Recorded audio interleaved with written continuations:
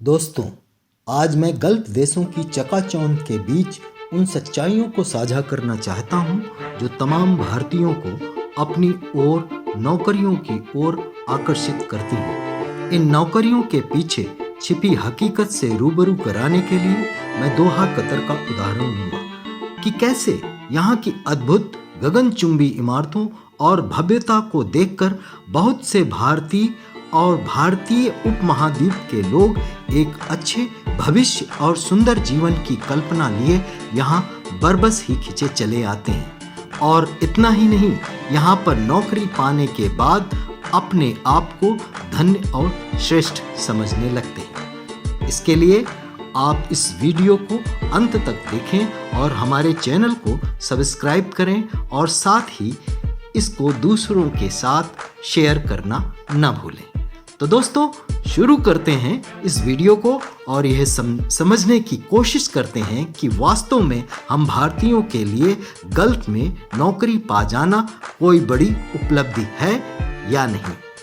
यहाँ पर यह बताना जरूरी होगा कि मैं इसमें हाईली स्किल्ड जॉब्स जैसे IT professionals, doctors, scientist, managers, university college professors, engineers आदि की बात नहीं करूंगा। आज के इस वीडियो में मेरा फोकस मुख्यतः मिड स्किल्ड जॉब्स और लो स्किल्ड जॉब्स पर रहेगा। साथ ही इसमें स्कूल टीचिंग प्रोफेशन को भी शामिल करूंगा, जो मुख्यतः आता तो हाई स्किल्ड जॉब में, परंतु वर्तमान परिप्रेक्ष्य में इसकी हालत एकदम ठीक नहीं। जैसा कि मैंने पहले कहा है कि मैं इस वीडियो में गल्फ के तौर पर दोहा कतर का उदाहरण लूंगा। दोहा, जो कि कतर की राजधानी है, उसे अब मिनी दुबई के रूप में भी जाना जाता है। वैसे तो दोहा का इतिहास लगभग 200 वर्ष का ही है, लेकिन इतने कम समय में दोहा ने असाधारण आर्थिक प्रगति करके अपने आप को स्थापित किया है, जो शायद ही दुनिया के किसी देश की राजधानी ने किया हो। सन 1916 में कतर ब्रिटिश के संरक्षण में आया और 1917 में दोहा को कतर की राजधानी बनाया गया था। फिर 1971 में एक स्वतंत्र देश के रूप में कतर का उदय हुआ और आज यह देश दुनिया के पहले 5 अमीर देशों की सूची में शामिल है। इसके पीछे जो प्रमुख कारण है वो यहाँ के पेट्रोलियम और नेचुरल गैस के भंडार और साथ में सूझबूझ के साथ बनाई गई भविष्य की आर्थिक योजनाएं। कतर के पास दुनिया का तीसरा नेचुरल गैस भंडार है, जो रूस और ईरान के बाद आता है। आबादी के लिहाज से देखा जाए तो वर्ष 2021 की जनगणना के अनुसार इस देश की कुल आबादी लगभग 29 लाख है, जो हमारे यहाँ के किसी छोटे मोटे जिले की आबादी के बराबर है। कतर की कुल आबादी के 92% लोग इस देश की राजधानी दोहा में ही रहते हैं। आपको जानकर यह आश्चर्य होगा कि कतर में रहने वाले भारतीयों की संख्या लगभग 25% है, जो कि वहाँ के मूल कतरी से अधिक है, जिनका प्रतिशत सिर्फ 11 ही है। इसके अलावा Bangladesh, Nepal, Pakistan, Egypt, Philippines, Thailand, Sudan, Syria, Lebanon, Kenya आदि देशों के लोग भी यहाँ रहते हैं। हाल फिलहाल में यहाँ पर जिस तरह से आधुनिक गगनचुंबी इमारतें और मस्जिदें आपको देखने को मिलेंगी, वह आपको चकित कर देंगी। यहाँ की बढ़ती अर्थव्यवस्था ने रोजगार के अवसर भी बढ़ाए हैं, जो दूसरे देशों के लोगों को यहाँ आने के लिए आकर्षित करती हैं। दूसरी सच्चाई यह भी है कि यह शहर जितना चमक दमक और अवसरों से पूर्ण लगता है, वास्तव में उतना है नहीं। अगर हाई स्किल जॉब में स्कूल टीचिंग की बात करें तो यह बहुत सोच समझकर यहाँ आने का निर्णय लें। कई बार आपको वैसा कुछ नहीं मिलेगा जैसा आपको बताया जाता है या जैसा आप सोचकर आते हैं। इसका एक कारण यह भी है कि यहाँ की बहुत सारी कंपनियाँ और बिजनेसेस भारतीय मूल या भारतीय उपमहाद्वीप के लोगों द्वारा संचालित की जाती है।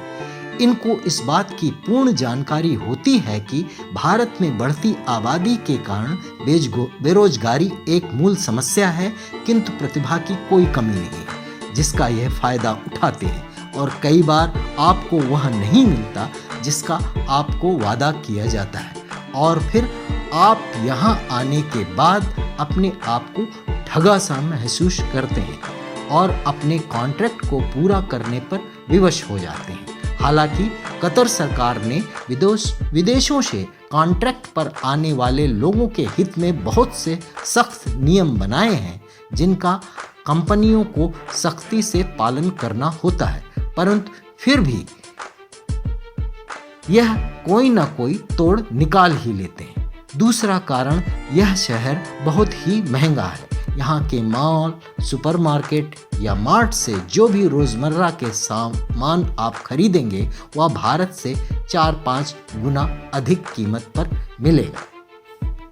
कई बार ऐसा भी होता है कि कंपनी आपको रहने के लिए फ्लैट तो दे देती है, किंतु वह 2-3 लोगों के साथ शेयरिंग पर होता है, जहाँ न कि डाइनिंग हॉल अपितु किचन के साथ साथ रेफ्रिजरेटर भी आपको शेयर करना पड़ सकता है।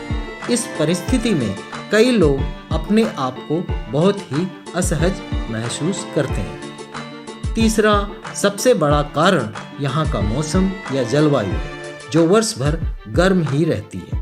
अगर एक आध महीनों को छोड़ दें तो यहाँ की प्रचंड गर्मी आपके स्वास्थ्य पर बुरा प्रभाव डाल सकती है। वैसे तो सब जगह एयर कंडीशनर होते हैं, पर अगर आप खुली हवा में घूमने, व्यायाम करने, खेलने या टहलने के शौकीन हैं तो बस तौबा कर लें।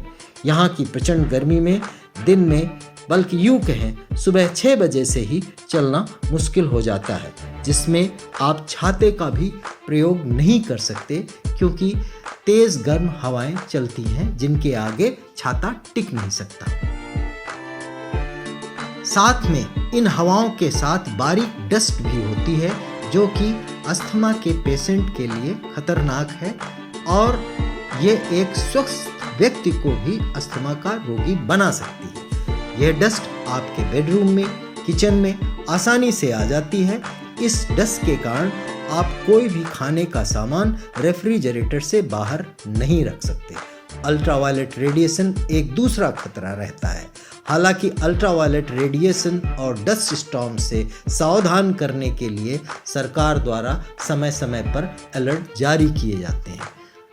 अब आखिर में बात करते हैं पेड़ पौधों की हरियाली की, जो हमारे जीवन के लिए बहुत ही आवश्यक है। अगर आप यहाँ रहते हैं तो इनको भूलना होगा। हालांकि बाहर से मिट्टी लाकर शहर में प्लांटेशन किया गया है। पार्क और सड़क के किनारे घास को ड्रिप इरिगेशन से मेंटेन किया गया है, पर दोस्तों यह प्राकृतिक हरियाली का रूप नहीं ले सकता। अंत में यही कहना चाहूँगा, अगर आप कुछ चंद अधिक पैसों के लिए इन सब चुनौतियों से लड़ सकते हैं और अपने स्वास्थ्य के साथ कंप्रोमाइज कर सकते हैं तो ठीक है, वरना अपने ही देश में कुछ अधिक परिश्रम और संघर्ष करके एक बेहतर रास्ता निकाला जा सकता है। क्या मालूम, आपका कोई भी प्रयास आपको एक उद्यमी के रूप में स्थापित कर दे और आप इस लायक हो जाएं कि आप अपने प्रयासों से कई लोगों के लिए रोजगार के अवसर दे सकें। इसी के साथ मैं अपने वीडियो को समाप्त करता हूं और आशा करता हूं कि यह जानकारी आपको अच्छी लगी। जय हिंद, जय भारत, मेरा देश महान। धन्यवाद।